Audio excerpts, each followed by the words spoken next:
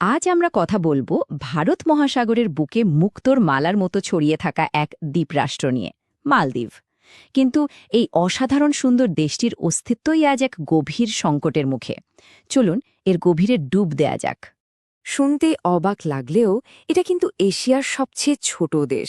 হ্যাঁ, আয়তনে হয়তো ছোট, কিন্তু এর প্রাকৃতিক সৌন্দর্যের বিশালতা সেটা ভাষায় প্রকাশ করা প্রায় অসম্ভব।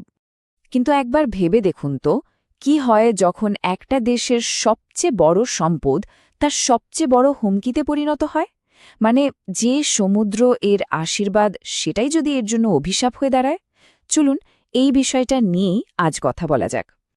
তো চলুন প্রথমে মালদ্বীপের সেই মায়াবী সৌন্দর্যের কথা বলি। কেন একে মহাসাগরের বুকে এক মুক্তা বলা হয় সেটা একটু দেখে আসি।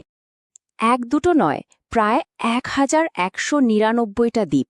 হ্যাঁ, ১,১৯৯টা ছোট বড় দ্বীপ নিয়ে তৈরি হয়েছে এই বিশাল দ্বীপপুঞ্জ। ভাবা যায় ব্যাপারটা? আর এই হাজার হাজার দ্বীপগুলো আবার ২৬টা প্রধান অ্যাটলে ভাগ করা। এখন প্রশ্ন হলো, অ্যাটল জিনিসটা কি? অ্যাটল হলো সহজ ভাষায় আংটির মতো দেখতে প্রবাল প্রাচীর, বা খুব কাছাকাছি থাকা অনেকগুলো প্রবাল দ্বীপের একটা মালা। মানে প্রকৃতির এক অসাধারণ স্থাপত্য, যা মালদ্বীপকে একদম অন্যরকম একটা পরিচয় দিয়েছে। ব্যাপারটা শুধু সৌন্দর্যে সীমাবদ্ধ নেই। মালদ্বীপের ঝুলিতে আরও অনেক কিছু আছে। যেমন, এটা পৃথিবীর ৮ নম্বর ক্ষুদ্রতম দেশ। আয়তন শুনলে অবাক হবেন, মাত্র ৩০০ বর্গ কিলোমিটার। আর হ্যাঁ, ২০০৮ সালে কিন্তু বিশ্বের সেরা সৈকতের খেতাবটাও এই দেশটাই জিতেছিল। মানে সবকিছু মিলিয়ে সত্যি অসাধারণ।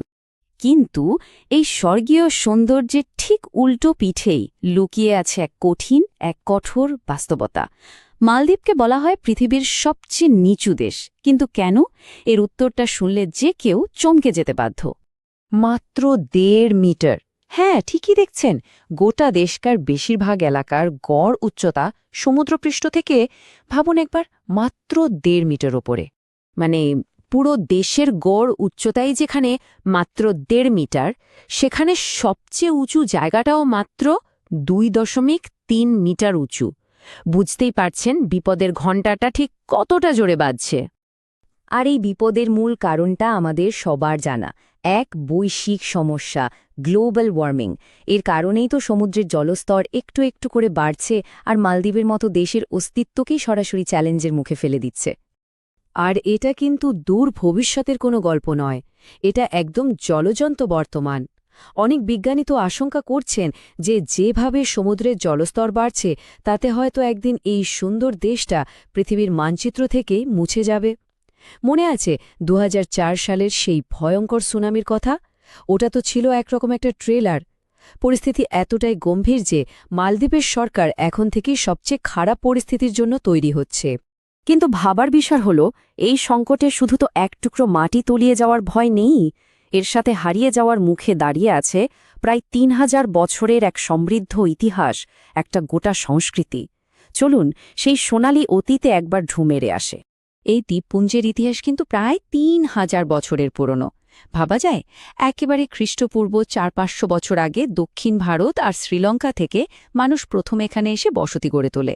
এর অনেক পরে দ্বাদশ শতকে পূর্ব আফ্রিকা আর আরব দেশগুলো থেকে নাবিকরা আসতে শুরু করে, আর তখনই এখানকার মানুষ ইসলাম ধর্ম গ্রহণ করে।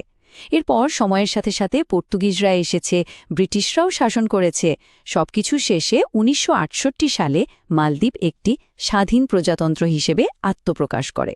তো অস্তিত্বের এই সংকটের মুখে মালদ্বীপ এমন একটা কাজ করে বসেছিল যা গোটা বিশ্বের নজর কেড়ে নিয়েছিল। একটা বলতে গেলে ঐতিহাসিক পদক্ষেপ। মালদ্বীপের সরকার তখন দুটো রাস্তা বেছে নেয়। একটা ছিল খুবই বাস্তবসম্মত, যদি সত্যিই দ্বীপগুলো ডুবে যায় তাহলে দেশের মানুষকে অন্য কোথাও পুনর্বাসন করতে হবে। তার জন্য আশেপাশের দেশ থেকে জমি কেনার পরিকল্পনা শুরু হয়। আর দ্বিতীয়টা ছিল সারা বিশ্বে টনক নড়ানোর জন্য একটা সাংকেতিক, একটা নাটকীয় পদক্ষেপ। সালটা ছিল ২০০৯। মালদ্বীপ সরকার এমন একটা কাজ করল যা আগে কেউ কখনো করেনি। তারা আয়োজন করল পৃথিবীর প্রথম আন্ডার ওয়াটার ক্যাবিনেট মিটিং, মানে পানির নিচে মন্ত্রিসভার বৈঠক। হ্যাঁ, একদম ঠিক দেখছেন। অবিশ্বাস্য হল এটাই সত্যি। এই ঐতিহাসিক বৈঠকটা হয়েছিল একটা ছোট দ্বীপের নীল সবুজ লেগুনের মধ্যে। পানির প্রায় 5 মিটার নিচে। একবার কল্পনা করুন তো, দেশের মন্ত্রীরা স্কুবা গিয়ারে পানির নিচে বসে একটা জরুরি নথিতে সই করছেন। মুহূর্তটা যে কতটা প্রতীকীর আর অসাধারণ ছিল তা নিশ্চয়ই বুঝতে পারছে। আর সেই সই করা নথির মাধ্যমে তারা গোটা পৃথিবীর কাছে একটাই জোরালো বার্তা পৌঁছে দিতে চেয়েছিল: জলবায়ু পরিবর্তন রুখতে সব দেশকে তাদের কার্বন নিঃসরণ কমাতেই হবে। এটা আসলে শুধু একটা মিটিং ছিল না, এটা ছিল বেঁচে থাকার জন্য একটা আকুতি, একটা প্রতীকী আর্তনাদ। তো এত কিছুর পর স্বাভাবিকভাবেই মনে প্রশ্ন আসে, মালদ্বীপের ভবিষ্যৎ আসলে কি? তাদের জন্য সামনে কি অপেক্ষা করছে? কোনো আশার আলো, নাকি শুধুই এক গভীর অনিশ্চয়তা? শেষ পর্যন্ত মালদ্বীপের এই অস্তিত্বের লড়াইটা কি শুধু তাদের একার, নাকি এটা আসলে গোটা বিশ্বের জন্য একটা বড়সড় সতর্কবার্তা, একটা ছোট দ্বীপরাষ্ট্রের টিকে থাকার সংগ্রাম? হয়তো এটাই সমগ্র মানব জাতির জন্য একটা অশনি সংকেত। এই প্রশ্নটা নিয়ে ভাবার ভার আজ আমাদের সবার উপরই রইল।